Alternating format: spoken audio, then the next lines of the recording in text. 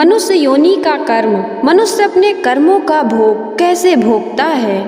एक गरीब ब्राह्मण यात्रा करते करते किसी नगर से गुजर रहा था।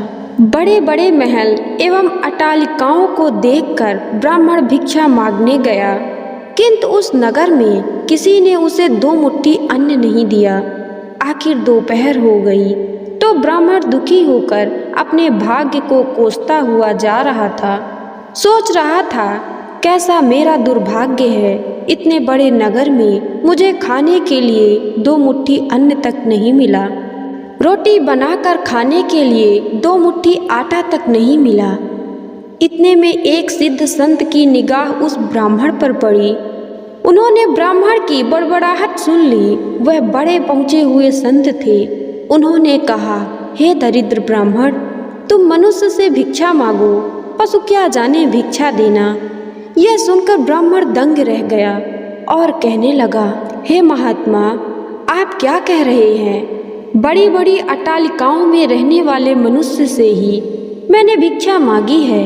महात्मा बोले, नहीं ब्राह्मण, मनुष्य शरीर में दिखने वाले वह लोग भीतर से मनुष्य नहीं हैं। अभी भी वह पिछले जन्म के हिसाब से ही जी रहे हैं। कोई शेर की योनि से आया है तो कोई कुत्ते की योनि से आया है, कोई हिरण की योनि से आया है तो कोई गाय या भैंस की योनि से आया है।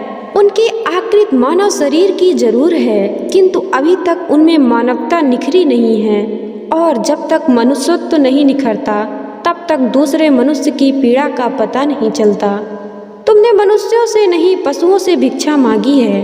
ब्राह्मण का चेहरा दुख व निराशा से भरा हुआ था। सिद्ध पुरुष तो दूरदृष्टि से धनी होते हैं। उन्होंने कहा, देख ब्राह्मण, मैं तुझे ये चश्मा देता हूँ। इस चश्मे को पहन कर जा और कोई भी मनुष्य दिखे उसे भिक्षा मांग, फिर देख क्या होता है।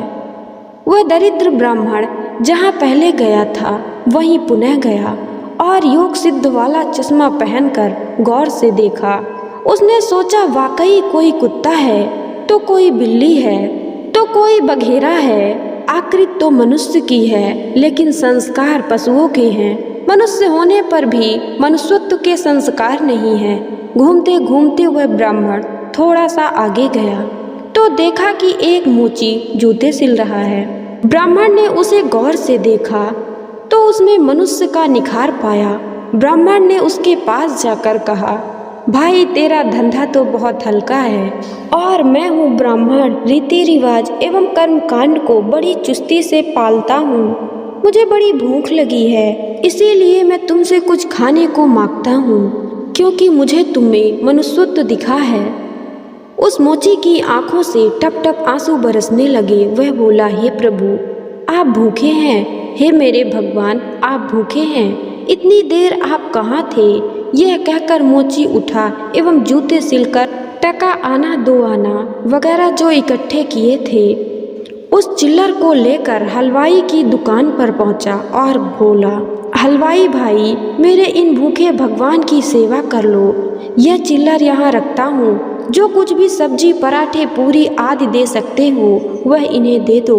मैं अभी जाता हूँ। यह कहकर मोची भागा और घर जाकर अपने हाथ से बनाई हुई एक जोड़ी जूती ले आया एवं चौराहे पर उसे बेचने के लिए खड़ा हो गया। उस राज्य का राजा जूतियों का बड़ा शौकीन था।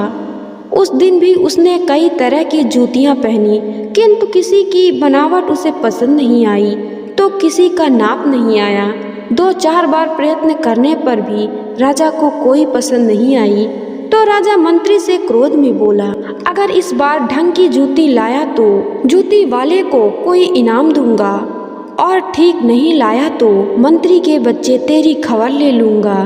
दैव योग से मंत्री की नज़र इस मोची के रूप में खड़े असली मानव पर पड़ गई, जिसमें मानवता खिली थी, जिसकी आंखों में कुछ प्रेम के भाव थे, चित्त में दया करुणा थी। ब्राह्मण के संग का थोड़ा रंग लगा था। मंत्री ने मोची से जूती ले ली एवं राजा के पास ले गया। राजा को वह जूती एकदम फिट आ गई, मानो वह जूती राजा के नाप की ही बनी थी। राजा ने कहा, ऐसी जूती तो मैंने पहली बार ही पहन रहा हूँ।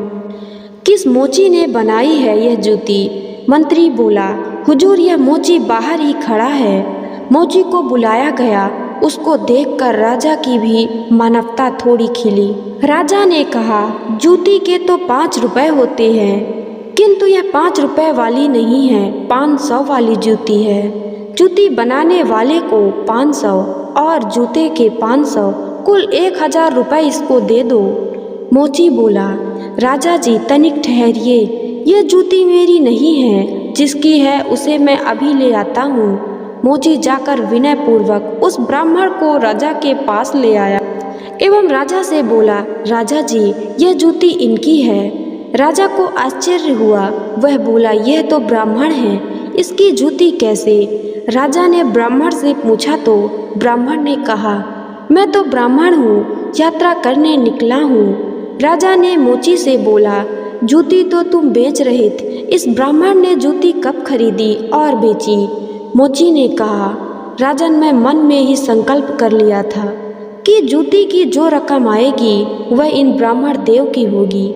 जब रकम इनकी है तो मैं इन रुपयों को कैसे ले सकता हूँ, इसीलिए मैं इन्हें ले आया हूँ। ना जाने किसी जन्म में दान करने का संकल्प किया होगा और मुकर गया होगा, तभी तो यह मोची का चोका मिला है। अभी यदि मुकर जाऊं तो ना जाने मेरी कैसी दुर्गति हो। इसीलिए राजन यह रुपए मेरे नहीं हुए। मेरे मन में आ गया था कि इस जूती की रकम इनके लिए होगी, फिर 5 रुपए मिले तो भी इनके होते और 1000 रुपए मिल रहे हैं तो भी इनके ही हैं। हो सकता है मेरा मन बेईमान हो जाता, इसीलिए मैंने रुपयों को नहीं छुआ और असली अधिकारी को ले आया। राजा ने आश्चर्यचकित होकर ब्राह्मण से पूछा, ब्राह्मण मोची से तुम्हारा परिचय कैसे हुआ? ब्राह्मण ने सारी आप बीती सुनाते हुए सिद्ध पुरुष के चश्मे वाली बात बताई और कहा कि राजन आपके राज्य में पशुओं के दर्शन तो बहुत हुए, लेकिन मानवता का अंश इन मोची भाई में ही नजर आया। राजा ने कौतूहलवश कहा, लाओ वह चश्मा जरा हम भी देखें। राजा ने चश्मा लगाकर देखा तो दरबार में उसे कोई सियार दिखा तो कोई हिरण, कोई बंदर दिखा तो कोई रीछ। राजा दंग रह गया कि यह तो पशुओं का दरबार भरा पड़ा है। राजा ने सोचा कि यह सब पशु हैं तो मैं कौन हूँ। उसने आईना मंगवाया एवं उसने अपना चेहरा देखा तो शेर। उसे उसके आश्चर्य की सीमा न रही। यह सारे जंगल के प्राणी और मैं जंगल का राजा शेर, यहाँ भी इनका राजा बना बैठा हूँ। राजा ने कहा, ब्राह्मण देव योगी महाराज का यह चश्मा तो बड़ा गजब का है। यह योगी महाराज कहाँ होंगे?